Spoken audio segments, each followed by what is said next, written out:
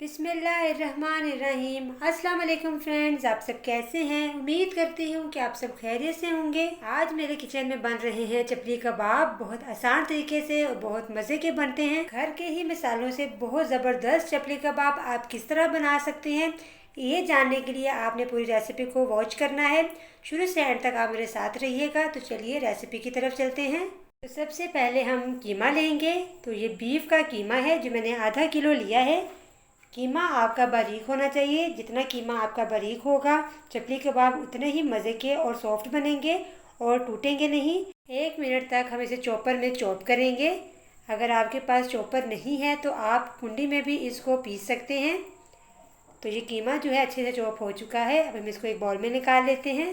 अब इसके अंदर बारीक कटा हुआ प्याज डालेंगे, मीडियम साइज़ का। एक अदद डालेंगे टमाटर बारीक कटा हुआ, और 2 से 3 अदद डालेंगे बारीक कटी हुई हरी मिर्चें। 1 टीस्पून डालेंगे लहसुन का पेस्ट, और हाफ़ टी स्पून डालेंगे हम अदरक का पेस्ट। इसमें डालेंगे पिसा हुआ सूखा धनिया 1 टीस्पून, पिसा हुआ गरम मसाला 1 टीस्पून, नमक डालेंगे 1 टीस्पून या हस्बे ज़रूरत। हल्दी पाउडर डालेंगे 1 टीस्पून, या आप लाजमी डालिएगा, इससे बहुत अच्छा इसका कलर आएगा। कुटी हुई लाल मिर्च डालेंगे हाफ़ टी स्पून, और हाफ़ टी स्पून पिसी हुई लाल मिर्च डालेंगे। थोड़ी सी इसमें डालेंगे हम काली मिर्चें पिसी हुई। 2 टेबलस्पून इसमें हम डालेंगे मैदा। अगर आपके पास मैदा नहीं है तो आप घर का जो गंदम का आटा होता है वो भी इसमें डाल सकते हैं। अगर वो भी नहीं है तो आप इसमें मकई का आटा भी डाल सकते हैं, यह आपकी मर्ज़ी है। तो मैंने इसके अंदर मैदा ऐड किया है। अब इन तमाम चीज़ों को अच्छे से मिक्स कर लेंगे, और साथ ही हम इसके अंदर अब डाल देंगे 1 अदद अंडा। अंडे से जो है इसकी बाइंडिंग बहुत अच्छी होगी और ये थोड़े क्रिस्पी बनेंगे, तो इसमें आप अंडा भी ऐड कीजिएगा। अब इसको हम अच्छे से मिक्स कर लेंगे इसके अंदर।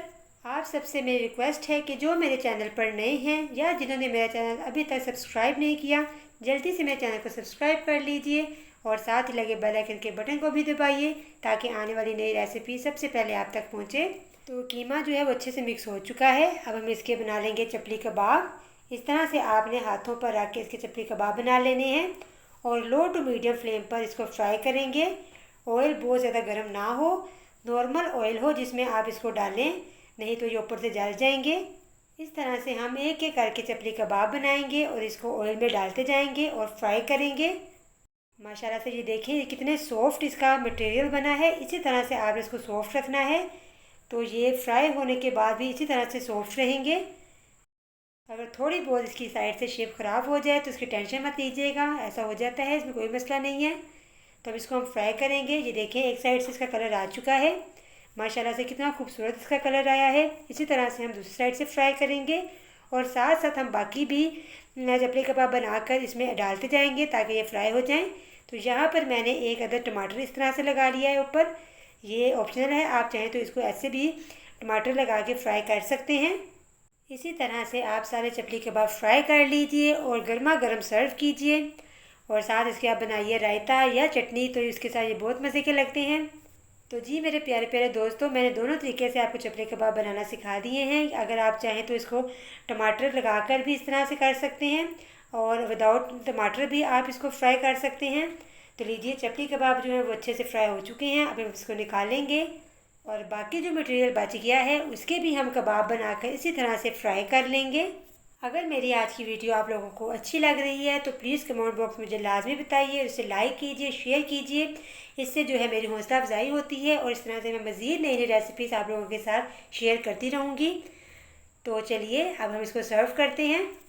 तो जी मेरे प्यारे प्यारे दोस्तों, मज़ेदार चपली कबाब तैयार हैं। आपने देखा होगा कि बहुत कम इंग्रेडिएंट से मैंने कितने ज़बरदस्त चपली कबाब तैयार किए हैं।